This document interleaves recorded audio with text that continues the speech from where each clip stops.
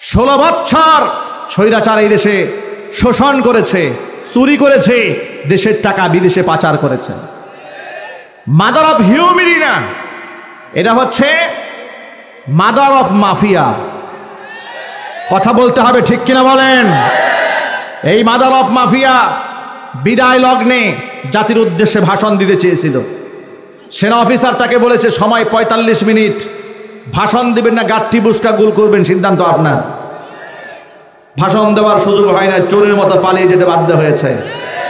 এটা 1500 বছর আগে নবী করিম সাল্লাল্লাহু আলাইহি ওয়াসাল্লামের ভবিষ্যৎবাণী আছে। আল্লাহর হাবিব বলেছেন, কুন আলিমান, নিজে আলেম হও, আও মুতাআল্লিমান, অথবা আলেমের ছাত্র হয়ে যাও, আও মুস্তামিআন, আলেমের শ্রোতা হও, আও মুহিব্বান, আলেমদেরকে ভালোবাসো। 4টা। ওয়ালা তাকুনিল খামিস, 5 নাম্বার হয়েও না, ধ্বংস হয়ে যাবে। খবরদার আলেম বিদ্বেষী হয়ে যাও না, ধ্বংস হয়ে যাবে। ও আলেম বিদ্বেষী হয়েছে, আলেমদেরকে সহ্য হয় নাই। শুধুমাত্র 2021 সালে নরেন্দ্র মোদীকে আশাকে কেন্দ্র করে আলেমরা প্রতিবাদ জানিয়েছিল। এই অপরাধে 2600 আলেমের নামে মিথ্যা মামলা দিয়ে জেলখানায় ঢুকিয়ে দিয়েছিল। এত বড় আলেম বিদ্বেষী, আবার সকালবেলায় ফেসবুকে ছবি ছাড়তো, তাহাজ্জুদের নামাজ পড়তেছে। জাতীয় সংসদে বলতো ঘুম থেকে উঠে সবার আগে যায় নামাজ তালাশ করি, কোরআন শরীফ দিয়ে দিন শুরু করি। রাতের বেলায় মনে হয় আল্লাহকে ডেকে ডেকে বলতো, আল্লাহ কালকে যেন 50টা আলেম মারতে পারি। ঠিক কিনা বলেন? এই দোয়া ছাড়া তো তার কাছে অন্য দোয়া আমরা আশা করি না। বাস্তবতা সে তাই করেছে। সে বিদায় নিতে চেয়েছে, বিদায় নিতে পারে নাই, চোরের মতো জুতার মালা গলায় দিয়ে দেশ থেকে পালিয়েছে। মনে রাখবেন, এই দেশে ইসলাম থাকবে, আলেমরা থাকবে, কোনো স্বৈরাচার এই দেশে থাকতে পারবে না। এদেশের মুসলমানেরা রক্ত দিতে শিখেছে, এদেশের তরুণ প্রজন্মের লোকেরা চোখে চোখ রেখে কথা বলতে শিখেছে। ইনশাআল্লাহ আগামীর বাংলাদেশ কোরআনের বাংলাদেশ হয়ে যাবে। রাজি আছেন কারা কারা? দোহা দেখতে চাই। আম্মা বা'দু ফাআউযু বিল্লাহি মিনাশ শাইতানির রাজীম। বিসমিল্লাহির রাহমানির রাহিম। ومن أعرض عن ذكري فإن له معيشة ضنكا ونحشره يوم القيامة أعمى قال رب لم حشرتني أعمى وقد كنت بصيرا قال كذلك أتتك آياتنا فنسيتها وكذلك اليوم تنسى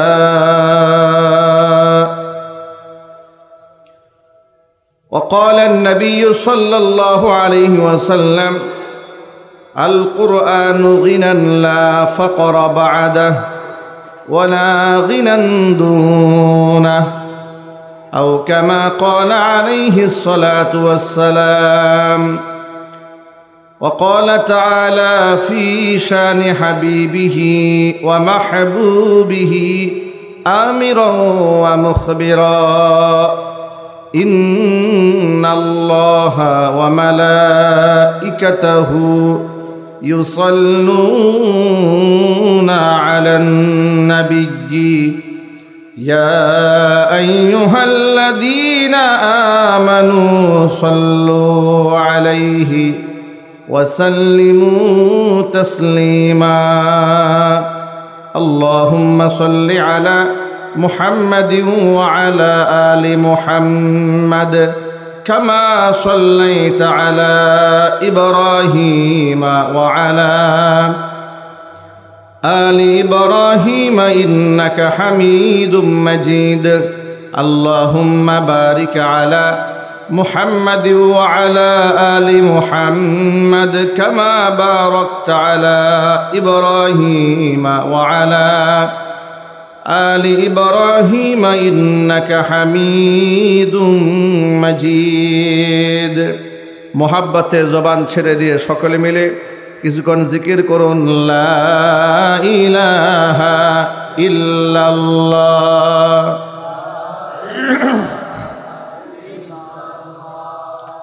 লা ইলাহা ইল্লাল্লাহ লা ইলাহা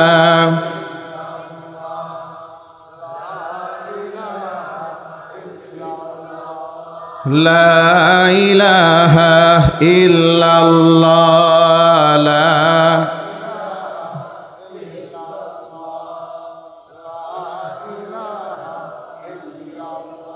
লা ইলাহা ইল্লাল্লাহ মুহাম্মাদুর রাসূলুল্লাহ সাল্লাল্লাহু আলাইহি ওয়াসাল্লাম।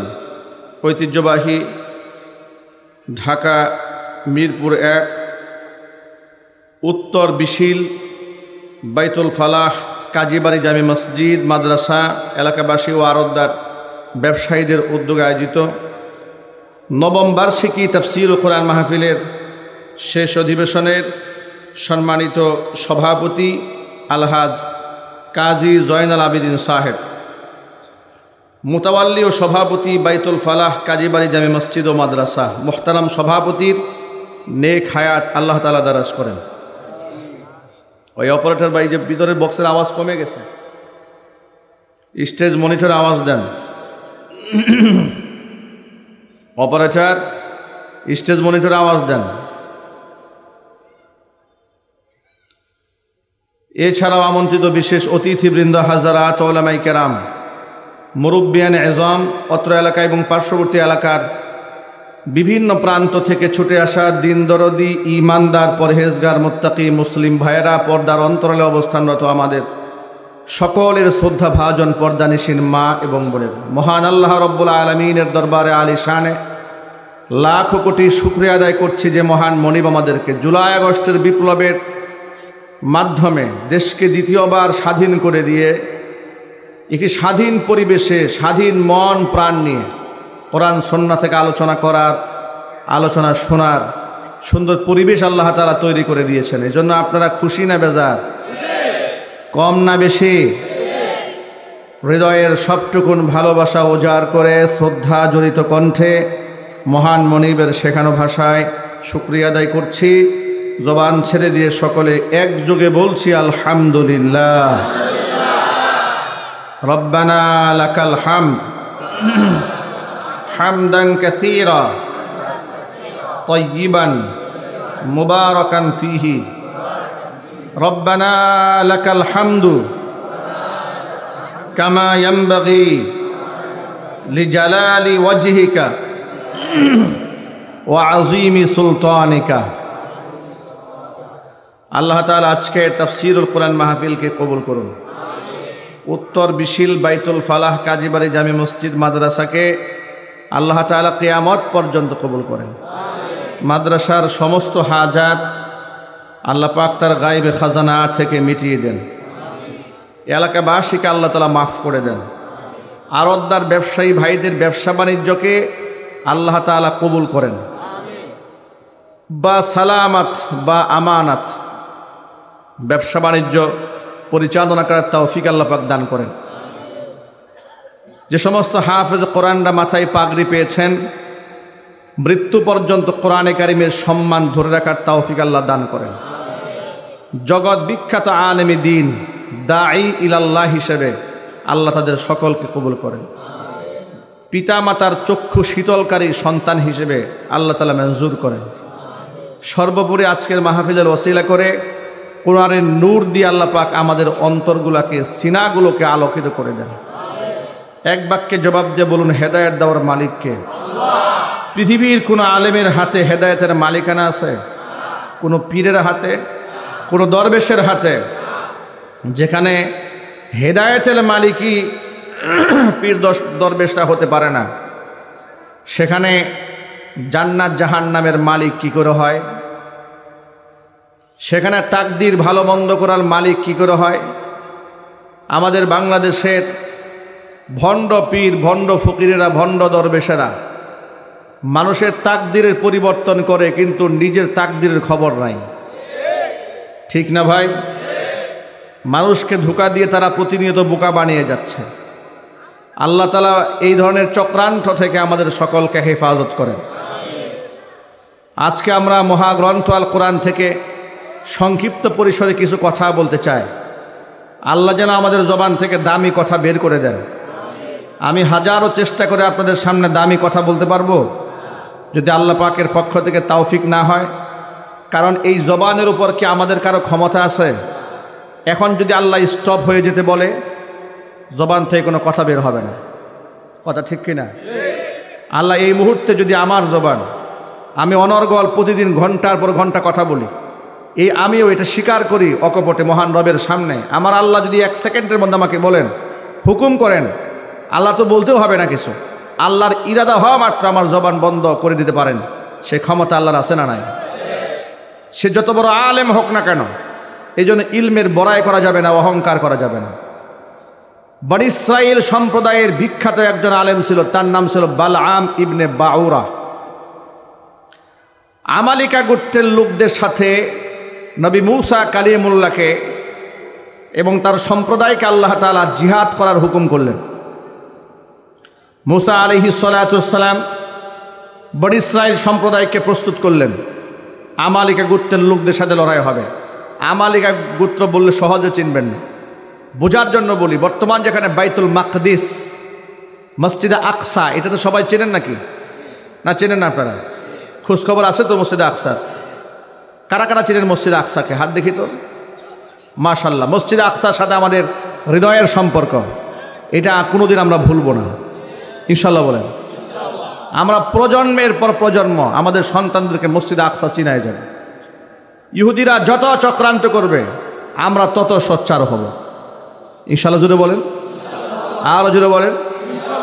এই যে মসজিদে আকসার এলাকাটা, এই এলাকাটা ইন্না ফিহা কওমান জাব্বারিন, সেখানে বসবাস করতে এক শক্তিধর জাতিগোষ্ঠী, দাম্ভিক জাতিগোষ্ঠী। মূসা কালিমুল্লাহ তার উম্মতকে বললেন যে আল্লাহ তো হুকুম করেছেন তোমাদেরকে ওই কওমান জাব্বারিন, যারা শক্তিশালী জনগোষ্ঠী, এদের সাথে লড়াই করে ওই এলাকা দখল করার হুকুম আল্লাহ পাক দান করেছেন। মূসা কালিমুল্লাহর উম্মতেরা জবাব দিয়ে বলল, ইন্না লান নাদখুলাহা আবাদাম মা দামু ফিহা, এরা ততদিন পর্যন্ত এখানে আছে, কোনো দিন কোনো ক্রমে কশ্চিন কালেও ওই এলাকায় আমরা ঢুকবো না। ফাযহাব আনতা ওয়া রাব্বুকা ফাকাতিলা ইন্না হাহুনা কাঈদুন। ও নবী মূসা, তুমি আর তোমার আল্লাহ গিয়ে যুদ্ধ করো, আমরা এখানে বসে রইলাম। যদি বলেন নাউজুবিল্লাহ। বেয়াদবির তো একটা মাত্রা থাকা উচিত, সীমা লঙ্ঘনের একটা সীমা থাকা উচিত। নবী মূসা কালিমুল্লাহকে ডেকে বলছেন যে এমন শক্তিশালী জাতিগোষ্ঠীর বিরুদ্ধে তুমি আমাদেরকে লড়াই করতে বলো, তুমি আর তোমার রব গিয়ে যুদ্ধ করো, আমরা এখানেই বসে রইলাম। নাউজুবিল্লাহি মিন যালিক। মূসা কালিমুল্লাহ তাদেরকে আশ্বস্ত করলেন আল্লাহর সাহায্য অবধারিত। মনে রাখবেন, পৃথিবীর ইতিহাসে ইমানদার ব্যক্তিরা শক্তি বলে, অস্ত্র বলে দুনিয়ার কোনো জায়গায় বিজয় লাভ করে নাই। পৃথিবীর ইতিহাসে যত জায়গায় ইসলামের বিজয় এসেছে, ইমানের বিজয় এসেছে, আল্লাহ পাকের সাহায্যে এসেছে, আল্লাহ পাকের নুসরতে এসেছে। ঠিক কিনা বলে? মূসা কালিমুল্লাহ তাদেরকে আশ্বস্ত করলেন, তোমরা ভয় পেও না, আল্লাহর সাহায্য আসবে। আমালিকা গোত্রের লোকেরা চিন্তায় পড়ে গেল, মনে মনে ভাবলো আমাদের শক্তি আছে, সামর্থ্য আছে, অস্ত্র বল আছে, সব আছে, কিন্তু নবীর সাথে সাহায্য আছে কার? আবার নবী মূসা কালিমুল্লাহর মুজিজা আছে, আধ্যাত্মিক ক্ষমতা আছে, যে আধ্যাত্মিক ক্ষমতা আমাদের কারো নাই। তারা মনে মনে ভাবলো আমাদের যদি এরকম একটা আধ্যাত্মিক ক্ষমতা থাকতো, তাহলে বনী ইসরাইল সম্প্রদায়ের সাথে লড়াই করা আমাদের জন্য সহজ হয়ে যেত। কিন্তু আধ্যাত্মিক ক্ষমতাধর ব্যক্তি আমরা পাবো কোথায়? আমাদের কাছে তো নবী রাসূল নাই। এরা খোঁজখবর নিয়ে জানতে পারলো বনী ইসরাইল সম্প্রদায়ের মধ্যে একটা সাধক আছে, এক বুজুর্গ আছে, বড় আল্লাহওয়ালা আছে, তার ইসমে আজম জানা আছে, মুস্তাজাবুদ দাওয়া, এমন শক্তিধর ব্যক্তি, দোয়া করতে দেরি হয়, আল্লাহর কাছে কবুল হতে দেরি হয় না। এরা মনে মনে সিদ্ধান্ত নিল, কোনো ক্রমে ছলে বলে কলে কৌশলে যদি আমরা ওই লোকটাকে আমাদের পক্ষে আনতে পারি, তাহলে নবীর বিরুদ্ধে যুদ্ধ করা আমাদের জন্য সহজ হয়ে যায়। যদি বলেন নাউজুবিল্লাহ।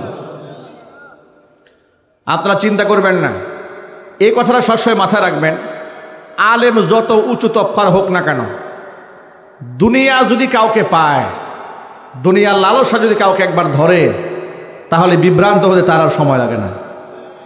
ঠিক কিনা বলেন? বিগত স্বৈরাচারীর আমলে এদেশের হকপন্থী ওলামারা তুলাবারা বিনা অপরাধে যখন জেল খেটেছে, জরিমানা দিয়েছে, তখন আলেম নামধারী জালেম কিছু লোক, বর্তমান সমাজের শায়েক নামধারী বহুত লোকেরা স্বৈরাচারীর পদলেহন করে আলেমদের নির্যাতনের মাত্রাকে বাড়িয়ে দিয়েছে। বিনিময়ে মাদ্রাসা গড়ার জন্য কয়েক বস্তা সিমেন্ট পেয়েছে, কয়েক বস্তা সরকারি কয়েক টন চাল পেয়েছে, কিংবা থাকার জন্য একটা ফ্ল্যাট পেয়েছে। সামান্য দুনিয়ার মোহে পড়ে তারা গোটা আলেম সম্প্রদায়ের বিরুদ্ধে দাঁড়িয়ে স্পষ্ট জানিয়ে দিয়েছে, কোনো হক্কানে আলেমকে গ্রেফতার করা হয়নি, মামলা দেওয়া হয়নি। যাদের গ্রেফতার করা হয়েছে সব ধর্ম ব্যবসায়ী। আমি আমার স্টেজের শুরু থেকে শেষ প্রান্ত পর্যন্ত আপনাদের কাছ থেকে জবাব শুনতে চাই, জালেমরা যে সমস্ত আলেমদের উপর নির্যাতন চালিয়েছে, আসলেই কি তারা ধর্ম ব্যবসায়ী? আওয়াজটা এইরকম মহিলাদের মতো শুনতে চাই না, পুরুষের মতো ইমানদারের মতো জবাব দেবেন। যাদেরকে তারা জুলুম করেছে, নির্যাতন করেছে, টর্চার করেছে, আয়না ঘরে ঢুকিয়েছে, ডান্ডা বেরিয়ে পড়িয়ে মানুষের সামনে লাঞ্ছিত অপমানিত করেছে, আসলেই কি ওই সমস্ত আলেমরা ধর্ম ব্যবসায়ী? তারা ছিল এই বাংলাদেশের অকুত ভয়ে মধ্যে মুজাহিদ। জালেমের রক্ত চক্ষুকে ভয় না পেয়ে হকের আওয়াজ উচ্চ কণ্ঠে উচ্চারিত করেছে। শুধু তলোয়ার দিয়ে যুদ্ধ করার নাম যুদ্ধ নয়, মিসাইল চালাবার নাম যুদ্ধ নয়। নবী করিম সাল্লাল্লাহু আলাইহি সাল্লাম বলেছেন, কালিমাতু হাক্কিন ইনদা সুলতানিন জাইর। জালেম শাসকের সামনে দাঁড়িয়ে সত্য কথা উচ্চারণ করা হচ্ছে আফদলুল জিহাদ, পৃথিবীর শ্রেষ্ঠতম জিহাদ। চিৎকার যখন আল্লাহু আকবার। এই সমস্ত মুজাহিদদেরকে যখন কষ্ট দেওয়া হয়েছে, বহুত নামধারী বুজুর্গরা জালেমের পদলেহন করেছে। একটি টু শব্দ উচ্চারণ করে জালেমের জুলমের বিরুদ্ধে কোনো কথা বলে নাই, নির্যাতনের বিরুদ্ধে কোনো কথা বলে নাই। কথা কি সত্য না অসত্য? বাস্তব না অবাস্তব? আমার তাদের অবস্থা দেখলে এই বালাম ইবনে বাউরার কথা মনে পড়ে। বালাম ইবনে বাউরাকে হাতে নেওয়ার জন্য তৎকালীন যুগের আমালিকা সম্প্রদায়ের লোকেরা সিদ্ধান্ত গ্রহণ করলো, যত বড় বুজুর্গই হোক না কেন, যদি মোটা অঙ্কের হাদিয়া দেওয়া যায়, বুজুর্গি সব শেষ হয়ে যাবে। মোটা অঙ্কের টাকা পয়সা নিয়ে বালাম ইবনে বাউরার সামনে তারা পেশ করেছে, বালাম আমাদের হয়ে একটু কাজ করতে হবে। বালাম বলল, কি করতে হবে বলো? এলাকার লোকেরা বলল, শোনা, অবশ্যই মুসা কালিমুল্লাহর বিরুদ্ধে যখন আমাদের লড়াই শুরু হয়ে যাবে, তখন পাহাড়ের উপর তুমি দাঁড়াবে, দাঁড়িয়ে আল্লাহকে বলবে, রব্বুল আলামিন আমালিকা গোত্রের লোকদেরকে বিজয় দান করো, আর মুসা কালিমুল্লাহ এবং তার বাহিনীকে ধ্বংস করে দাও। বালাম বলল, তোমাদের কি মাথা ঠিক আছে? আমি হলাম একজন সাধারণ মানুষ, আর নবী মুসা হচ্ছেন আল্লাহ পাকের একজন জালিল কদর নবী। নবীর বিরুদ্ধে আমি কি করে কথা বলবো? এটা কি আমার সাজা নাকি? আর এই দোয়া আল্লাহর কাছে কবুল হবে, এটা তোমরা চিন্তা করলে কি করে? তারা বলল, আপনার কাছে ইসমে আজম আছে, আপনি একটা দিনের জন্য একটু স্যাক্রিফাইস করেন, আমাদের হয়ে একটু কাজ করেন, দেখেন আপনার জন্য আমরা কত কিছু আদিয়ে নিয়ে আসছি। কোনো ক্রমে তাকে তারা রাজি করাতে পারলো না। কিন্তু মনে রাখবেন, প্রতিটা মানুষের একটা দুর্বল জায়গা থাকে, সফট কর্নার থাকে। কিছু কিছু মানুষের প্রতি তাদের দুর্বলতা থাকে, ঠিক না? এরা বালামের দুর্বল জায়গাটা খুঁজে বের করলো। খোঁজখবর নিয়ে নিয়ে দেখে বালাম তার বউয়ের কাছে খুব দুর্বল, স্ত্রীকে খুব মহব্বত করে, ভালোবাসে। বালামকে দুর্বল করার জন্য মোটা অঙ্কের হাদিয়া নিয়ে বউয়ের কাছে তারা চলে গেছে। বালামের সামনে দিয়ে বালামকে রাজি করাতে পারে নাই, স্বর্ণগুলা নিয়ে গেছে বউয়ের সামনে। বউয়ের সামনে সোনাগুলা পেশ করে দিয়ে বলে, আম্মা যান, আপনাদের কত হিতাকাঙ্ক্ষী আমরা, অথচ আপনার স্বামী আপনার ফ্যামিলির কল্যাণ চায় না। বিয়ের পর থেকে আপনার কয়টা গয়না সে দিয়েছে? মহিলা মানুষ তো মন নরম, চিন্তা ভাবনা করে দেখে আসলেই তো আমরা তো এরকম লাক্সারিয়াস লাইফ লিড করি না, সামান্য জীবনযাপন করি। দেখুন আমরা আপনাদের কত কল্যাণ চাই। এতগুলো হাদিয়া বালামকে দিয়েছিলাম, তিনি নেন নাই, আপনার জন্য দিয়েছি। জিজ্ঞেস করলো কি করতে হবে? তেমন কিছু নাই, এই একটা দিনের জন্য আপনার স্বামীকে বুঝাবেন, উনি যেন আমাদের হয়ে কাজ করে। বালামের স্ত্রী মহিলা মানুষ মন দুর্বল হয়ে গেছে, বলে আপনাদের টেনশনের কোনো কারণ নাই, স্বামীকে কেমনে ম্যানেজ করতে হয় এটা আমার জানা আছে। ইন্না কাইদাকুন্না আযীম, মহিলাদের চক্রান্ত বড় মারাত্মক। স্বামী বেচারা রাতের বেলায় বাড়ি আসছে, আসার পরে এখন বউ তো বালামের সাথে ঠিক মতো কথাবার্তা বলে না, আরেক দিকে তাকিয়ে থাকে, শুতে গেছে আরেক দিকে তাকিয়ে শুয়ে আছে। বালাম বেচারা বিস্মিত হয়ে জিজ্ঞেস করলো কি ব্যাপার, হঠাৎ করে তোমার আবার কি হলো, তুমি হঠাৎ করে আমার সাথে কথাবার্তা বলছো না? বালামের স্ত্রী বলল তোমার সাথে আমার কোনো কথা নাই, তুমি আমাদের ফ্যামিলির কল্যাণ চাও না, আমাদের ভবিষ্যৎ প্রজন্মের কল্যাণ চাও না। বালাম বলল আমি যদি আমার ফ্যামিলির কল্যাণ না চাই, আমার ফ্যামিলির কল্যাণ আর কে চাবে? তুমি যদি কল্যাণ চাইতে তাহলে ওই যে আমালিকার গোত্রের লোকেরা এত কিছু হাদিয়া নিয়ে আসছে, এদের হয়ে একটা দিন কাজ করলে কি হতো? বালাম বলল তুমি জানো তারা কি প্রস্তাব করেছে? বলে তা তো জানি না। তারা বলেছে মুসা কালিমুল্লাহর বিরুদ্ধে বদদোয়া করতে, সেটা তো আমার দ্বারা সম্ভব নয়। বউ বলল অসুবিধা কি, একটা দিনের জন্য না হয় গুনাহ একটু হয়েই গেল, এরপরে তওবা করে ভালো হয়ে যাবে। এটা হচ্ছে শয়তানের চূড়ান্ত চক্রান্ত। পৃথিবীতে মানুষকে যত বড় অপরাধ করায় শয়তান, প্রতিটা অপরাধ করাবার পেছনে শয়তান এই বুঝটা দেয় অসুবিধা নেই, আজকেই তো করবা, কালকে তওবা করে ভালো হয়ে যায়। ঠিক কেনা জুড়ে বলে? প্রতিটা মানুষকে তওবা করার আশ্বাস দিয়েই সে অপরাধটা করায়। আবার যখন সে অপরাধটা করে ফেলে তখন শয়তান পুরা 360 ডিগ্রি অ্যাঙ্গেলে এবার ইউটার্ন গ্রহণ করে, বেটা তুই যে কাম করছ তোরে আল্লাহ মাফ করতো না। আগেই বুঝাইছিল যে অন্যায় করো তওবা করা মাফ হয়ে যাবে, করার পর আবার উল্টো বোঝাচ্ছে তুমি যে পাপ করছো তোমার তওবায় কাজ হবে না। এর হতাশ বানিয়ে দেয়, নিরাশ বানিয়ে দেয়। বালাম বলল না এটা আমি করব না। স্ত্রী বলে অন্তত পক্ষে আমার দিকে তাকিয়ে একটু রাজি হও। বেচারা স্ত্রীকে খুশি করতে গিয়ে বলো আচ্ছা ঠিক আছে, তুমি যেহেতু চেয়েছো আমি একটা দিনের জন্য রাজি হয়ে গেলাম। নাউজুবিল্লাহ পরে এত বড় আলেম নবীর বিরুদ্ধে বদদোয়া দেওয়ার জন্য দাঁড়িয়েছে পাহাড়ের উপরে। পাহাড়ের উপরে দাঁড়াইয়া আল্লাহ পাককে বলতেছে রব্বুল আলামিন, তিনি চাচ্ছিলেন মুসার বিরুদ্ধে বদদোয়া দিবে, কিন্তু মুখ থেকে বের হচ্ছে আল্লাহ মুসা কালিমুল্লাহ এবং তার বাহিনীকে বিজয় দান করা, আমালিকা গোত্রের লোকদেরকে ধ্বংস করো। একটু জোরে সুবহানাল্লাহ বলতে হবে। জবান কথা শুনে কার? আরো জোরে বলেন আর রহমান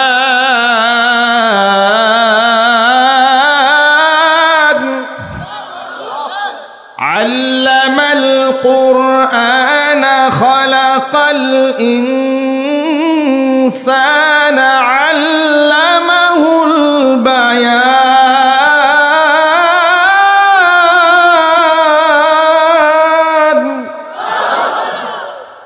দয়াময় আল্লাহ রাব্বুল আলামিন মানুষ সৃষ্টি করেছেন, কোরআন শিখিয়েছেন, মানুষ সৃষ্টি করেছেন, আল্লামাহুল বায়ান, মানুষকে বয়ান করার যোগ্যতা দান করেছেন, কথা বলার শক্তি দিয়েছেন। ওই আল্লাহ তাআলা জবানকে নিয়ন্ত্রণ করছেন। সুবহানাল্লাহ বলেন। বালামের মুখ থেকে বের হয়ে গেল আল্লাহ নবী মুসা কালিমুল্লাহ এবং তার বাহিনীকে বিজয় দান করো, আমালিকা গোত্রের লোকদেরকে ধ্বংস করো। এই দোয়া করতে না করতে আমালিকা গোত্রের লোকেরা ক্ষিপ্ত হয়ে গেছে, এই মিয়া টাকা কি এই দোয়া করার জন্য দিয়েছি তোমার, দোয়া চেঞ্জ করো মিয়া। বালাম বলছে আনকারাতনি লিসানি, আমি তো চেষ্টা করছি, জবান তো আমার কথা শোনে না, আমার জবান আমার বিরুদ্ধে চলছে। একটু জোরে বলতে হবে সুবহানাল্লাহ। জবান আল্লাহ পাকের হুকুমে চলে। এই যে তিনি চাইলেন নবী মুসার বিরুদ্ধে বদদোয়া করতে, কিন্তু নবীর পক্ষে দোয়া হয়ে যাচ্ছে, এটা আল্লাহর পক্ষ থেকে বালামের জন্য একটা সতর্কবাণী ছিল, বালাম সাবধান হয়ে যাও। বালাম দ্বিতীয়বার আবার চেষ্টা করছে নবীর বিরুদ্ধে বদদোয়া করতে, আবার মুখ থেকে বের হয়ে গেছে আল্লাহ নবী মুসা কালিমুল্লাহকে বিজয় দান করো, আমালিকা গোত্রের লোকদেরকে ধ্বংস করো। দুইবার বালাম চেষ্টা করেছে নবীর বিরুদ্ধে বদদোয়া করতে, দুইবারই আল্লাহ তাআলা নবী মুসা কালিমুল্লাহর পক্ষে তার জবানটা চালিয়ে দিয়েছেন। এটা ছিল দ্বিতীয়বারের মতো আল্লাহর পক্ষ থেকে সতর্কবাণী। কিন্তু বেচারা নাফরমান সামান্য কয়েকটা টাকা গ্রহণ করেছে, কিন্তু হাদিয়া পেয়েছে, কিছু স্বর্ণরূপা পেয়েছে, লোভ সামলাতে পারে নাই, চেষ্টা করছে নবীর বিরুদ্ধে বদদুয়া দেওয়ার জন্য। তৃতীয়বার যখন চেষ্টা করতে গেছে, আল্লাহ তাআলা এমন গজব নাজিল করেছে, সাথে সাথে বালামের জিহ্বা কুকুরের মতো জোরে নাভি পর্যন্ত পড়ে গেছে। কোরআন মাজিদের সূরা আরাফে আল্লাহ ইতিহাস বলেছেন, ওয়াতলু আলাইহিম নাবাআল্লাযী আতাইনাহু আয়াতিনা ফানসালাখ মিনহা ফাআতবাআহুশ শাইতান ফাকানা মিনাল গাওয়িন। নবীজি, ওই ব্যক্তির ইতিহাস আপনি আপনার উম্মতের লোকদেরকে শোনান, যাকে আমি আমার নিয়ামত দান করেছিলাম, আমার নিদর্শন দান করেছিলাম। ফানসালাখা মিনহা, নিদর্শন থেকে সে বের হয়ে গেছে। ফাআতবাহু শাইতান, শয়তান তার পিছু নিয়েছে। ফাকানা মিনাল গাবিন, সে বিভ্রান্ত হয়েছে। ওয়ালাউ শি'না লারাফা'নাহু বিহা ওয়ালাকিন্নাহু আখলাদা ইলাল আরদি ওয়াত্তাবা'a হাওয়া ফামাসালুহু কামাসালিল কালবি ইন তাহমিল আলাইহি ইয়ালহাস আও তাতরুকুহু ইয়ালহাস যালিকা মাসালুল কওমিল্লাযীনা কাযযাবু বিআয়াতিনা ফাকসুসিল কসাস লাআল্লাহুম ইয়াতাফাক্কারুন। নবীজি, তাকে যে মর্যাদা আমি দিয়েছিলাম, ওয়ালাউ শি'না লারাফা'নাহু বিহা, একে আমি আরো অনেক উপরে উঠিয়ে নিয়ে যেতে পারতাম। ওয়ালাকিন্নাহু আখলাদা ইলাল আরদি, তবে সে দুনিয়ার প্রতি আকৃষ্ট হয়ে গেছে। ওয়াত্তাবা হাওয়াহু, সে নফসের তাবিদারি করেছে, নফসের গোলামি করেছে। ফামাসালুহু কামাসিলিল কালবি, আমি আর দৃষ্টান্ত বানায় দিলাম কুকুরের মতো। ইন তাহমিল আলাইহি ইয়ালহাস আও তাতরুহু ইয়ালহাস, কুকুরের পিঠে যদি তুমি বোঝা উঠায় দাও, এরপরও কুকুর হাঁপাবে, বোঝা না উঠায় দিলেও কুকুর হাঁপাবে। বালামের অবস্থা আমি আল্লাহ এই পরিণতি করেছিলাম। হুজুরে কন নাউজুবিল্লাহ। আয়াত থেকে অনেকগুলা শিক্ষা আছে। এর মধ্যে 1 নাম্বার শিক্ষা হচ্ছে, যত বড় আলেম আর বুজুর্গ হোক না কেন, যদি কোনো ব্যক্তি আল্লাহর সাথে নাফরমানি করে, আল্লাহর সাথে গাদ্দারি করে, তাহলে এত বড় মাপের ব্যক্তিকে আল্লাহ রাব্বুল আমিন মুহূর্তের মধ্যে পদস্খলন ঘটাইয়া জাহান্নামে ঢুকাই দিতে আল্লাহ পাকের সময় লাগে না। এই জন্য 2 কলম লেখাপড়া করে, কিংবা 2 দিন তাহাজ্জুদের নামাজ পড়ে, কিংবা 2-3টা চিল্লা দিয়া নিজেকে আরশে মুআল্লার বাসিন্দা মনে করার কোনো কারণ নাই। অহংকারী হওয়ার কোনো কারণ নাই। সাহায্য চাইতে হবে কার কাছে? আর আল্লাহর কাছে দোয়া করতে হবে, রব্বানা লা তুজিগ কুলুবানা বা'দা ইদ হাদাইতানা ওয়া হাব লানা মিন লাদুনকা রাহমাতান ইন্নাকা আনতাল ওয়াহ্হাব। আয় আমাদের রব, লা তুজিগ কুলুবানা বা'দা ইদ হাদাইতানা, হেদায়েত দেওয়ার পরে তুমি আমাদের অন্তরগুলাকে বক্র করে দিও না। আমাদের অন্তরের কন্ট্রোল কার হাতে? জোরে বলেন, কার হাতে? হাদিস শরীফে এসেছে, আল্লাহর নবী বলেন, ইন্না কুলুবা বানি আদম বাইনা ইসবাইহির রহমান ইউসাররিফুহা কাইফা ইয়াশা। আদম সন্তানের অন্তরগুলো আল্লাহ পাকের 2 আঙ্গুলের মাঝখানে থাকে। ইউসাররিফুহা কাইফা ইয়াশা, যেভাবে খুশি আল্লাহ পাক সেভাবে ঘুরাই দিতে পারেন। এই জন্য আল্লাহর কাছে সবসময় দোয়া করবেন, আল্লাহুম্মা মুসাররিফাল কুলুব সররিফ কুলুবানা আলা তাআতিক। আল্লাহ তাআলা, তুমি তো অন্তরের পরিবর্তনকারী, তোমার আনুগত্যের মধ্যে আমাদের অন্তরগুলো ঝুঁকায় দাও। জোরে কোন আমিন। 1 নাম্বার, নিজেকে অহংকারী দাম্ভিক ভাবে উপস্থাপন করার কোনো সুযোগ নাই। অহংকার করার একমাত্র মালিক। আরো যদি বলেন, টাকার অহংকার করা যাবে? ইলমের অহংকার, ক্ষমতার অহংকার। লাখপতি, কোটিপতি, মিলিয়নার, বিলিয়নারকে ফকির বানাতে আল্লাহ পাকের অনেক সময় লাগে। ক্যালিফোর্নিয়ার দিকে তাকান, আমেরিকার লস অ্যাঞ্জেলেসের দিকে তাকান, বিলিয়ন টাকা খরচ করে যারা ঘর বানিয়েছে তারা মুক্ত আকাশের নিচে ফুটপাতে আছে। দৃশ্য দেখে পৃথিবীর দাম্ভিক এবং অহংকারীদের সবক নেওয়া দরকার, ঠিক কিনা বলেন? ক্ষমতার অহংকার যারা করে তারা নব্য ফেরাউন, নব্য নমরুদ, নব্য আবু জাহাল, নব্য কারুন, শেখ হাসিনাকে দেখে শিক্ষা গ্রহণ করা দরকার। ক্ষমতার অহংকার যারা করে, আলেম বিদ্বেষী হয়ে আলেমদেরকে যারা তুচ্ছ তাচ্ছিল্য করে, তাদের পরিণতি কি হয় এটা স্বৈরাচারীকে দেখে জাতিকে সবক নেওয়া উচিত। ওরা আল্লাহ কোরআন থেকে মুখ ফিরিয়ে নিয়েছিল। আপনাদেরকে একটা তথ্য দেই, আপনাদের বেশি কষ্ট হচ্ছে? এই অপারেটর ভাই একটু বক্সে আওয়াজ দেন তো, ভিতরে স্টেজ মনিটরে একটু আওয়াজ দেন, কথা বলতে কষ্ট হচ্ছে, আওয়াজগুলো বের হচ্ছে না।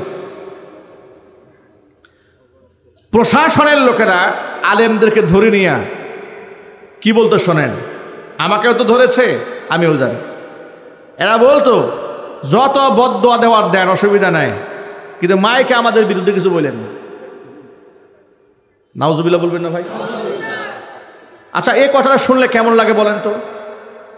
মানে কত বড় ফেরাউন হলে, কত বড় কারুন হলে, কত বড় আবু জাহাল হলে, কত বড় নমরুদ হলে এমন কথা বলে যে বদদোয়া যা দেওয়ার আল্লাহর কাছে দেন, অসুবিধা নেই আমাদের। কিন্তু খবরদার মাইকে আমাদের বিরুদ্ধে কিছু বলতে পারবেন না।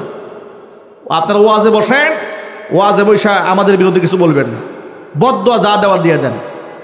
বদদোয়াটাকে, আল্লাহর ক্ষমতাকে, আল্লাহর শক্তিকে তুচ্ছ তাচ্ছিল্য মনে করেছিল। কথা বলতে হবে, ঠিক কিনা বলেন? আল্লাহ পাক কোথা থেকে কি ঘটাই দিলেন। আহারে, ওরা তো চিন্তাও করতে পারে না। ওরা চিন্তা করে দেখে এসএসএফ আমার, ঠিক না? বিজিবি আমার, র্যাব আমার, এনএসআই আমার, ডিজিএফআই আমার, পুলিশ আমার, সেনাবাহিনী আমার, এরপর মুদি আমার, ঠিক না? স্বামী স্ত্রীর সম্পর্ক আমাদেরকে টেক্কা দেবে এত সহজ কারণ না। আল্লাহ পাক এতগুলা পৃষ্ঠা কেমনে উল্টায় দিলেন? আল্লাহু আকবার বলেন। সব ক্ষমতার মালিককে, চিৎকার দিয়ে বলুন মালিক কে? আল্লাহ পাক দেখিয়ে দিয়েছেন আমাদেরকে। আমাকে যখন ধরেছিল 2018-তে, লোকেরা বলতো হুজুর, যারা আপনার হাতে হ্যান্ডকাপ পরাতে এসেছে, আল্লাহ পাক কি ওদের হাতটারে অকেজু করে দিতে পারলো না? শুধু কি হ্যান্ডকাপ লাগিয়েছে, হ্যান্ডকাপ লাগাবার পরে ওর মধ্যে গরু রশি বাঁধছিল, মোটা রশি। এক রশিতে আমাদেরকে 7জনকে বাঁধছে এক রশিতে আমার হাতে। এরপরে আরেকজন একজন করে সিরিয়ালে 7জনকে বেঁধেছে। আমি 1 নম্বরের আসামি। মাহফিল থেকে তুলে নিয়ে গেছে, মামলা দিয়েছে, পকেটে ককটেল বোমা পাওয়া গেছে, গোপন বৈঠক থেকে নিয়েছে। এই হচ্ছে মামলার ধরন। চলে গেলাম মানিকগঞ্জে আরেক মাহফিলে, মামলা দিয়েছে, গাড়ি পুড়িয়ে আগুন লাগিয়ে দিয়েছে, অসংখ্য লোকেরা তাকিয়ে দেখেছে, মামলা দিয়ে দিয়েছে। একাধিক মামলা। হাতটাকে যে মসজিদে জুমার খুতবা দিতে দেবে না, প্রশাসন লোক পাঠিয়ে দিয়েছে, ওসি সাহেবকে পাঠিয়ে দিয়েছে আমার বাড়িতে, ডিসিকে পাঠিয়েছে আমার বাড়িতে, যে বাসায় থাকি। হুজুরকে আমি তখন বাসায় ছিলাম না, বাসায় পাঠিয়ে বাড়িওয়ালাকে বলে এসেছে, মাদানী সাহেবের বাসায় থাকে? বলে হ্যাঁ। এই বাসায় যেন উনি আসতে না পারেন, যদি উনি আসেন আপনারা সহ মামলা খাবেন। মসজিদে গিয়ে দেখে জুমার দিন পুরা মসজিদ ঘেরাও দিয়েছে। প্রশাসনের লোকদেরকে বললাম, কি ভাই, কি সমস্যা আপনাদের, এত পুলিশ কেন চতুর্দিকে? হুজুর আপনার নিরাপত্তা দেওয়ার জন্য আসছি। আমার বাড়িতে আমাকে থাকতে দেয় না, মসজিদে আমাকে পাহারা দিতে গেছে। আমি বললাম, আপনাদের পাহারাদেরকে আমি চেয়েছি, নিরাপত্তা আমি চেয়েছি। বলে না, ঊর্ধ্বতন কর্মকর্তার নির্দেশ, আপনাদের এখানে ঝামেলা হওয়ার সম্ভাবনা আছে, আপনাদের নিরাপত্তা দেওয়ার জন্য এসেছি। এই শেষ জুমা, পরে আর আমাকে পরে দেয় নাই। আমি বললাম, আচ্ছা ঠিক আছে, এত লম্বা সময় জুমার খুতবা দিয়েছি কেন্দ্রীয় মসজিদে, অন্ততপক্ষে আমাকে বিদায় নেওয়ার সুযোগ দেন। বলে না, বিদায় নিতে দেওয়া হবে না, বিদায় নিতে গেলে আপনার ভক্তরা ঝামেলা করবে। কথা বুঝতে পেরেছেন? আপনি যেতে পারবেন না। আমাদেরকে লাস্ট খুতবা দেওয়ার সুযোগ দেয়নি, বিদায় নেওয়ার সুযোগ দেয় নাই। আল্লাহ দেখেন নাই? কি বলেন আপনারা, আল্লাহ দেখেন না এগুলো? আল্লাহ পাক সব দেখেছেন, আল্লাহ সব দেখেছেন। 16 বছর স্বৈরাচার এই দেশে শোষণ করেছে, চুরি করেছে, দেশের টাকা বিদেশে পাচার করেছে। মাদার অফ হিউম্যানিটি না, এটা হচ্ছে মাদার অফ মাফিয়া। কথা বলতে হবে, ঠিক কিনা বলেন? এই মাদার অফ মাফিয়া বিদায় লগ্নে জাতির উদ্দেশ্যে ভাষণ দিতে চেয়েছিল। সেনা অফিসার তাকে বলেছে সময় 45 মিনিট, ভাষণ দিবেন না গাঠি বুসকা গুল করবেন, সিদ্ধান্ত আপনার। ভাষণ দেওয়ার সুযোগ হয় না, চোরের মতো পালিয়ে যেতে বাধ্য হয়েছে। এটা 1500 বছর আগে নবী করিম সাল্লাল্লাহু আলাইহি সাল্লামের ভবিষ্যৎবাণী আছে। আল্লাহর হাবিব বলেছেন কুন আলিমান, নিজে আলেম হও, আও মুতাআল্লিমান, অথবা আলেমের ছাত্র হয়ে যাও, আও মুস্তামিআন, আলেমের শ্রোতা হও, আও মুহিব্বান, আলেমদেরকে ভালোবাসো। 4টা। ওয়ালা তাকুনিল খামেস, 5 নাম্বার হয়েও না, ধ্বংস হয়ে যাবে। খবরদার আলেম বিদ্বেষী হয়ে যাও না, ধ্বংস হয়ে যাবে। ও আলেম বিদ্বেষী হয়েছে, আলেমদেরকে সহ্য হয় নাই। শুধুমাত্র 2021 সালে নরেন্দ্র মোদীকে আশাকে কেন্দ্র করে আলেমরা প্রতিবাদ জানিয়েছিল। এই অপরাধে 2600 আলেমের নামে মিথ্যা মামলা দিয়ে জেলখানায় ঢুকিয়ে দিয়েছিল। এত বড় আলেম বিদ্বেষী, আবার সকালবেলায় ফেসবুকে ছবি ছাড়তো, তাহাজ্জুদের নামাজ পড়তেছে। জাতীয় সংসদে বলতো ঘুম থেকে উঠে সবার আগে যায় নামাজ তালাশ করি, কোরআন শরীফ দিয়ে দিন শুরু করি। রাতের বেলায় মনে হয় আল্লাহকে ডেকে ডেকে বলতো, আল্লাহ কালকে যেন 50টা আলেম মারতে পারি।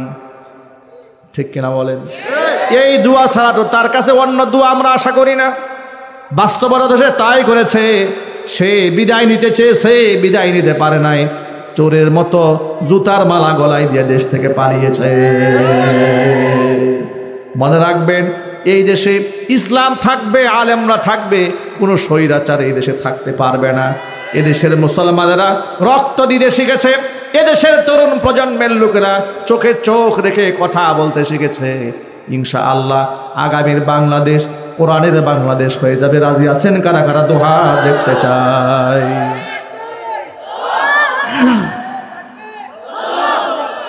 আল্লাহ কবুল করেন, জোরে কোন আমিন। ভাইর আমার, এবার আমি আমার খুতবার মধ্যে যে আয়াতে কারিমা তেলাওয়াত করেছি সূরা তাহা থেকে, দেখেন আল্লাহ পাক কি বলছেন আয়াতে। আল্লাহ পাক বলেন, ওয়ামান আ'রাদা আন যিকরি ফাইন্না লাহু মাঈশাতান দানকা। আমার কোরআন থেকে যদি কেউ মুখ ফিরায় নাই, দুনিয়ার শাস্তি তাকে যেটা আমি দিব সেটা হচ্ছে দুনিয়ার জীবনটা আমি তার জন্য সংকীর্ণ বানায় দেব।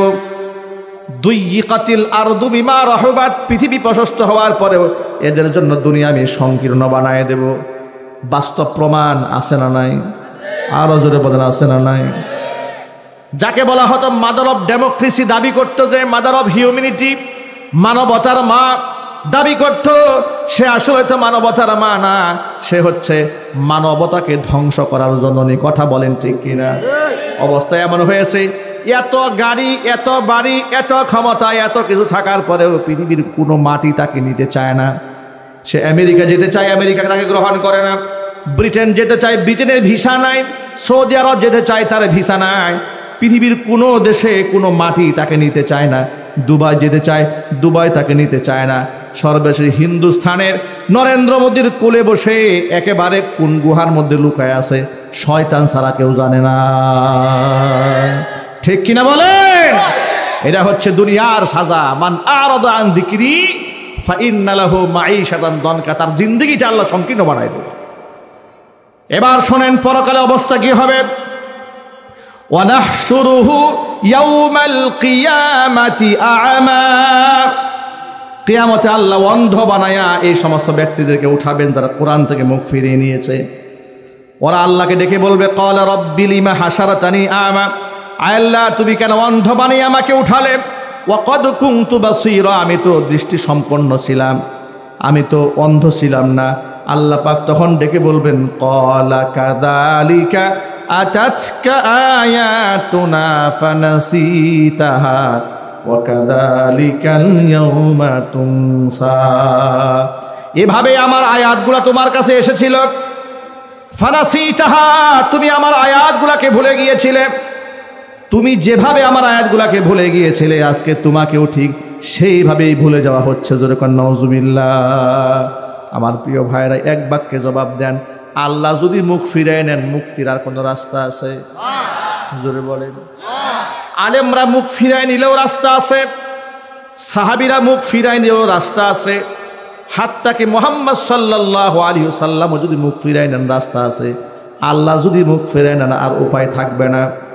একটা ছোট্ট ঘটনা বললে সহজে বিষয়টা বুঝতে পারবেন। নবী করিম সাল্লাল্লাহু আলাইহি ওয়াসাল্লাম মদিনার সাহাবীদের মধ্যে একে অপরকে ভাই ভাই বানিয়ে দিয়েছিলেন। আনসারী একজন সাহাবীর সাথে সাকিফ গোত্রের এক সাকাফিয়ানের সাথে বন্ধুত্ব বানিয়ে দিয়েছিলেন। আনসারী সাহাবীকে বাড়িতে রেখে ওই সাকাফিয়ান সাহাবীকে আল্লাহর নবী জিহাদের ময়দানে নিয়ে গেলেন। আনসারী সাহাবীকে বাড়িতে রেখে গেলেন যাতে বাড়ি ঘরের বাজার টাজার করে দিতে পারে। এবার আনসারী সাহাবী বাজার করে সাকাফির স্ত্রীর কাছে বাজার দিতে তার বাড়ি গেছে, গিয়ে দেখে তার স্ত্রী গোসল করে কাপড় টাপড় নাড়তেছে, চুলগুলা বাহির থেকে দেখা যাচ্ছে। নারীদেরকে যতগুলা গুণে পুরুষকে আকৃষ্ট করে, পুরুষকে নারীদের যতগুলো সৌন্দর্যতা আকৃষ্ট করে, এর মধ্যে চুল কিন্তু মারাত্মক জিনিস। ঠিক কিনা বলেন? তো ওই নারীর চুল তাকে আকৃষ্ট করেছে। এই আনসারী সাহাবী শয়তানের ধোকায় পড়েছে, নারীর একদম কাছে চলে গেছে, হাত স্পর্শ করে ফাকাব্বালা, চুমা একটা দিয়ে ফেলেছে হাতের মধ্যে। এমন সময় এই নারী বলেছে, তুমি তোমার ভাইয়ের আমানতের খেয়ানত করলে, তোমার উচিত ছিল তার আমানতকে রক্ষা করা, তুমি খেয়ানত করেছ। সে এমনভাবে লজ্জিত হলো, ঘর থেকে বের হয়েছে, পাহাড়ের চূড়ায় গিয়ে পাগলের মতো চিৎকার করে কান্না শুরু করেছে। এদিক থেকে নবী করিম সাল্লাল্লাহু আলাইহি ওয়াসাল্লাম জিহাদ থেকে ফিরে এলেন। এবার ওই সাকিফ সাহাবী তিনিও ফিরে এলেন, সাকাফিয়ান ফিরে এলেন। বাড়িতে এসে স্ত্রীর কাছ থেকে বিবরণ শুনতে পেলেন। শোনার পরে তিনি পাহাড়ের চূড়ায় গিয়ে দেখেন তার সেই ভাই এমনভাবে কান্না করতেছে, তার মায়া লেগেছে, তাকে হাত ধরে উঠিয়েছে, চলো, তুমি এত অনুশোচনায় ভুগতেছ, নিশ্চয়ই এর একটা বিহিত হবে, এর একটা ফয়সালা হবে। আবু বকর সিদ্দিক রাদিয়াল্লাহু তাআলা আনহুর কাছে গেলেন তারা। আবু বকরের কাছে ঘটনার বিবরণ খুলে বললেন। আবু বকর বললেন, তুমি তোমার ভাইয়ের খেয়ানত করেছ, তোমার কি মুআমালা হবে এটা আমার জানা নাই। আবু বকরের কাছ থেকে তিনি হতাশ হয়ে গেলেন, নিরাশ হয়ে গেলেন, গেলেন উমরের কাছে। হযরত উমরের কাছে বর্ণনা দেওয়ার পর উমর সব শুনলেন। শোনার পরে তিনি বললেন, আল্লাহ রব্বুল আলামিন তোমার ভাইয়ের আমানতটা তোমার দায়িত্বে দিয়েছিলেন, কিন্তু তুমি খেয়ানত করেছ, তোমার কি ফয়সালা হবে আমার জানা নাই। এবার তারা ভয়ে ভয়ে মুহাম্মদ সাল্লাল্লাহু আলাইহি ওয়াসাল্লামের দরবারে এসে হাজির।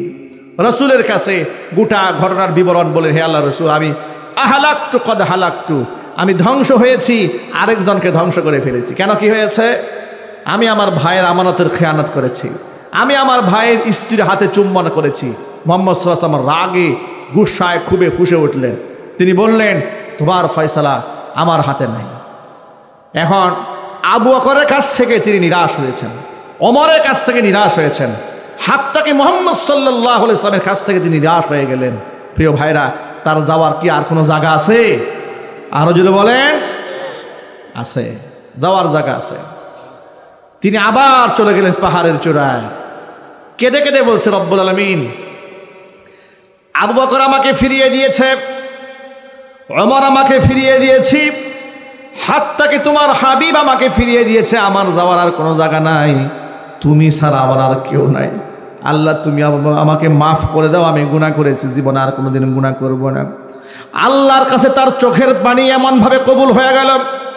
আল্লাহ পাক কোরআন মাজিদের সূরা আলে ইমরানের আয়াত নাজিল করে হুজুরকে জানিয়ে দিলেন, জিবরাইল যা আমার দোস্তের কাছে গিয়ে জানায় দে, ওয়াল্লাযীনা ইযা ফাআলু ফাহিশাতান আও যালামু আনফুসাহুম যাকারুল্লাহা ফাস্তাগফারু লিযুনুবিহিম ওয়া মান ইয়াগফিরুয-যুনুবা ইল্লাল্লাহ ওয়া লাম ইউসিররু আলা মা ফাআলু ওয়া হুম ইয়ালামুন উলাইকা জাযাউহুম মাগফিরাতুম মির রাব্বিহিম ওয়া জান্নাতুন তাজরি মিন তাহতিহাল আনহারু খালিদিনা ফিহা ওয়া নি'মা আজরুল আমিলিন।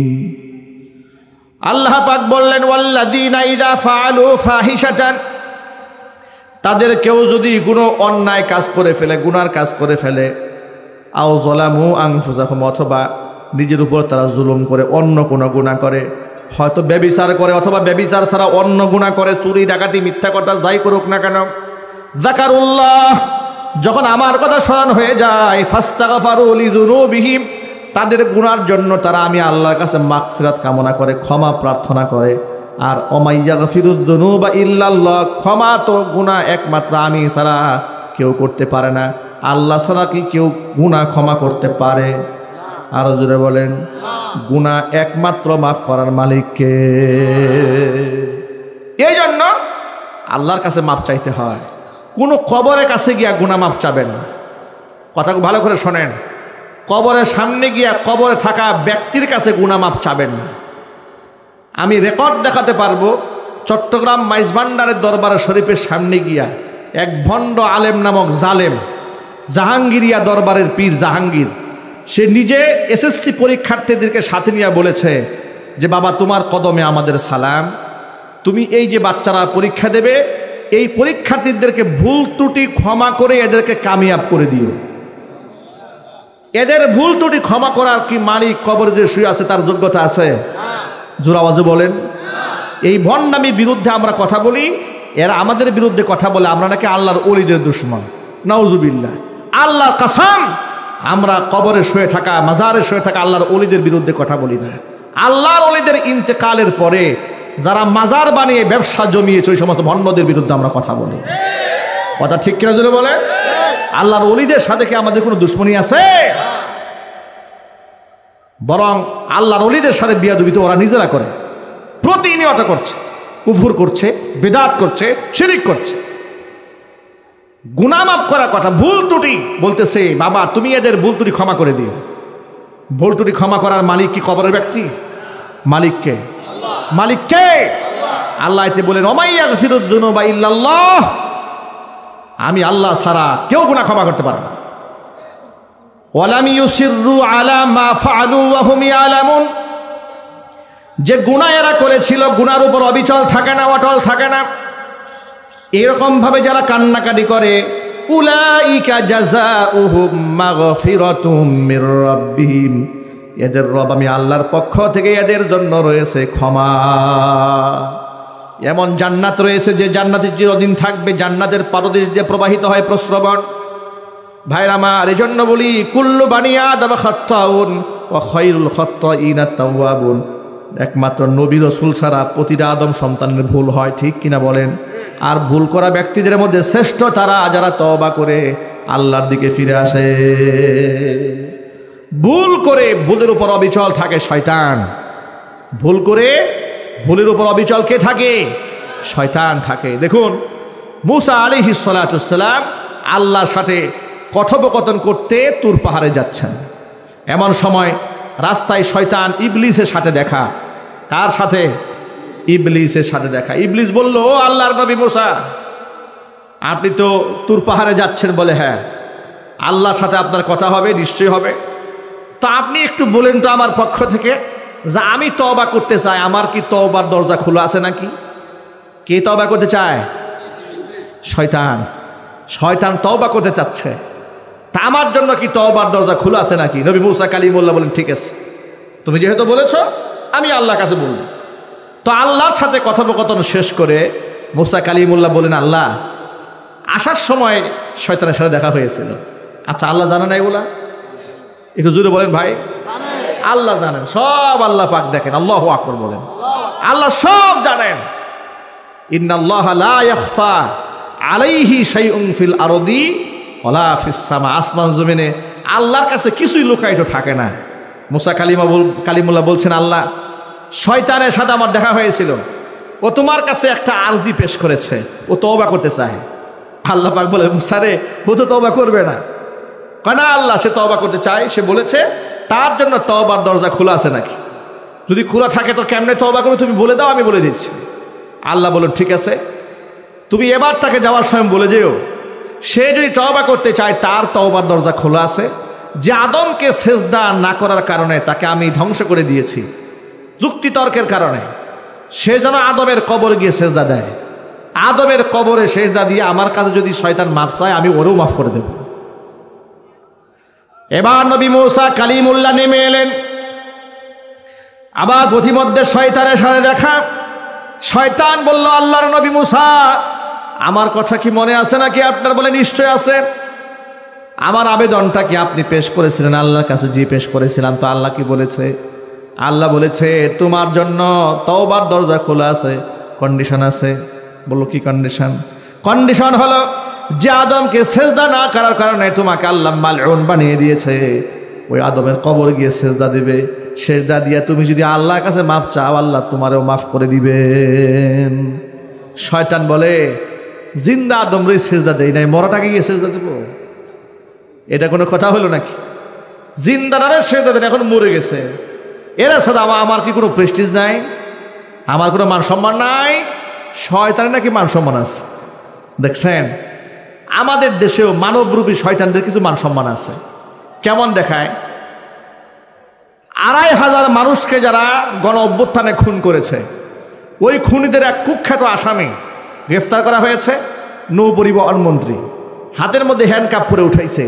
আদালতে তিনি বলেন, আমরা 5 বারের এমপি, আমাদের হাতে হ্যান্ডকাপ পরাইলে আমাদের ইজ্জত চলে যায়, আমরা বড় ইজ্জত আলী, আমাদের বিরাট সম্মান আছে, হ্যান্ডকাপ যেন আমাদেরকে না পরানো হয়। আমাদের তখন চিৎকার করে বলতে ইচ্ছা করে যে আলেমের ধুলার সমান যোগ্যতা এই মন্ত্রী এমপিদের নাই, তোমরা সে আলেমের কবরের মধ্যে রশি লাগিয়েছিলে। কথা বলেন না ভাই, ঠিক কিনা বলেন? একটা আলেমের জুতা বহন করার যোগ্যতা এই দেশের এমপি মন্ত্রীদের আছে? চিৎকার দিয়ে বলেন আছে? এদের কি যোগ্যতা আছে?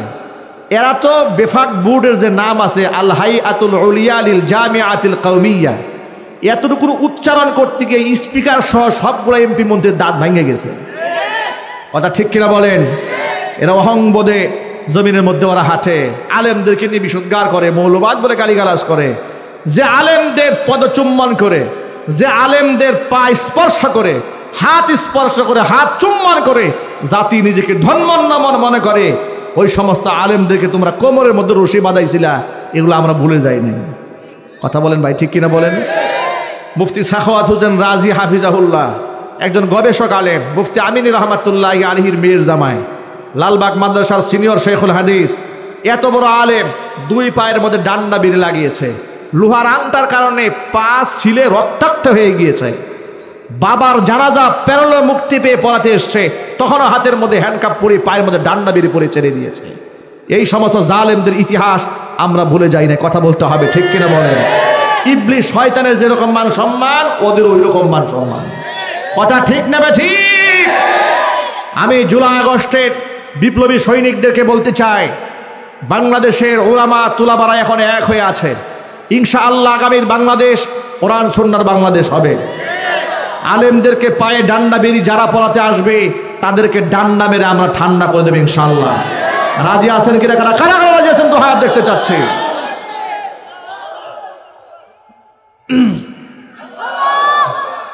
আল্লাহ আমাদের ঐক্যবদ্ধ থাকার তৌফিক দান করে, জোরে করে আমিন।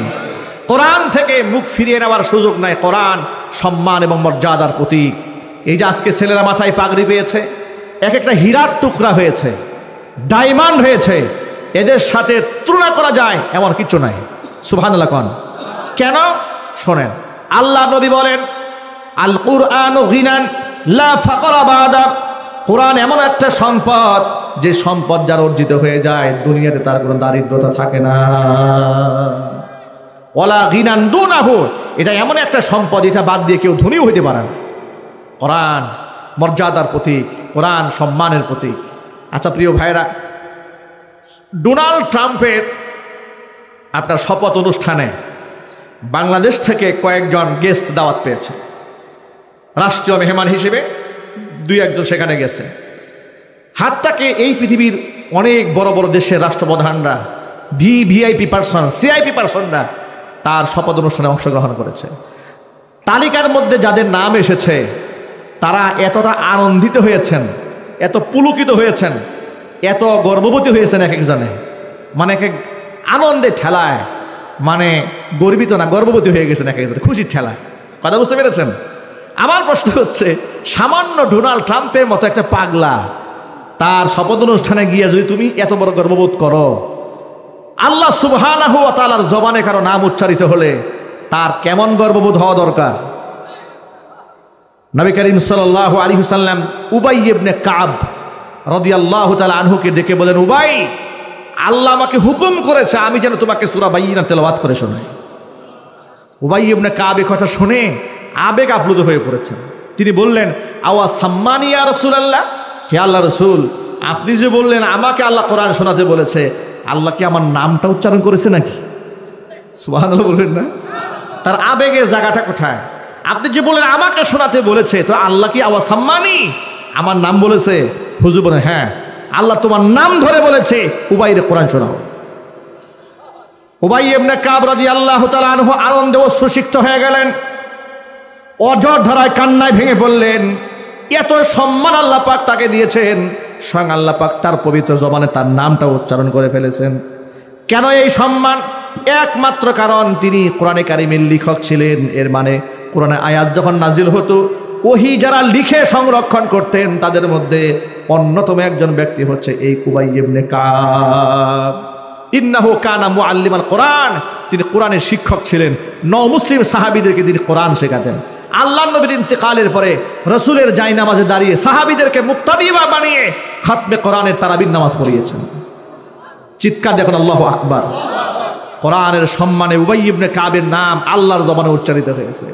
সুতরাং আমাদের ছেলেরা কোরআন পড়েছে। এই যে আজকে দেখুন, এদের মাথায় আমরা রুমাল পরিয়েছি, পাগড়ি পরিয়েছি। কিয়ামতে আল্লাহ তাআলা এদের বাবা মাকে জান্নাতে গাউন পরাবেন। আমাদের এই দুনিয়াতে অনার্স কমপ্লিট করলে, মাস্টার্স কমপ্লিট করলে, পিএইচডি ডিগ্রি অর্জন করলে বিশ্ববিদ্যালয় কর্তৃপক্ষ এদেরকে ব্ল্যাক কালারের গাউন পরায়। পৃথিবীর অন্য দেশে ভিন্ন কালারের গাউন পরায়, মাথার মধ্যে একটা ক্যাপ পরায়, সম্মানের প্রতীক। কিয়ামতে আল্লাহ তাআলা মান ক্বরাআল কোরআন ওয়া আমিলা বিহি, কোরআন যারা দুনিয়াতে পড়েছে, আমল যারা করেছে, এদের বাপ মাকে মাথার মধ্যে পরাবেন নূরের মুকুট। শুধু তাই নয়, ওয়া ইউকসা হুল্লাতাইন, এদেরকে জান্নাতের পোশাক পরাবেন। এমন পোশাক লা তাকুমু লাহুমা দুনিয়া, পৃথিবী বিক্রি করলে একটা পোশাকের দাম দেওয়া সম্ভব হবে না। এত দামি পোশাক এদের বাপ মাকে পরানো হবে। এরা অবাক বিস্ময়ে আল্লাহকে বলবে, আল্লাহ বিমা কাসাইটান, আল্লাহ এমন কি আমল করলাম তুমি এত দামি পোশাক আমাদের পরিয়েছ? আল্লাহর পক্ষ থেকে তখন তাদের বলা হবে, ফায়ুকালু লাহুমা বিআখযি ওয়ালাদিকুমাল কুরআন, তোমাদের সন্তানরা কোরআন পড়েছিল বলে, হ্যাঁ, তোমাদের সন্তানদের যে কোরআন পড়িয়েছিলে, কোরআন সন্তানরা পড়েছে, সন্তানদের কোরআন পড়ার সম্মানে আজকে তোমাদের এই সম্মানের গাউন পরিয়ে দেওয়া হলো। সেই গাউনটা আমাদের গায়ে আসুক, এটা কারা কারা চান? আল্লাহর কুদরতি ক্যামেরা রেকর্ড হচ্ছে। আল্লাহ আমাদেরকে সেই সৌভাগ্যবান ব্যক্তিদের কাতারে তুমি শামিল করে নাও। জোরে কোন আমিন। হাত নামান। আমাদের ঘরে ঘরে আল্লাহ 30 পারা কোরআনের হাফেজ উপহার দেন। জোরে কোন আমিন। সামনে রমাদানুল মুবারক আসতেছে। রমজান মাসে সবগুলো তারাবির নামাজ আদায় হবে জামাতের সাথে মসজিদে গিয়ে খাতমে তারাবির নামাজ, বলেন ইনশাআল্লাহ। কত রাকাত হবে? সবাই জুড়ে বলেন। কোনো তর্কে বিতর্কে যাওয়ার কোনো দরকার নাই। 20 রাকাত তারাবির নামাজ হবে। আমাদের সন্তানদের পেছনে আমরা আদায় করব। আল্লাহ রাব্বুল আলামিন আমাদের সকলকে কবুল করেন, মঞ্জুর করেন। জোরে কোন আমিন।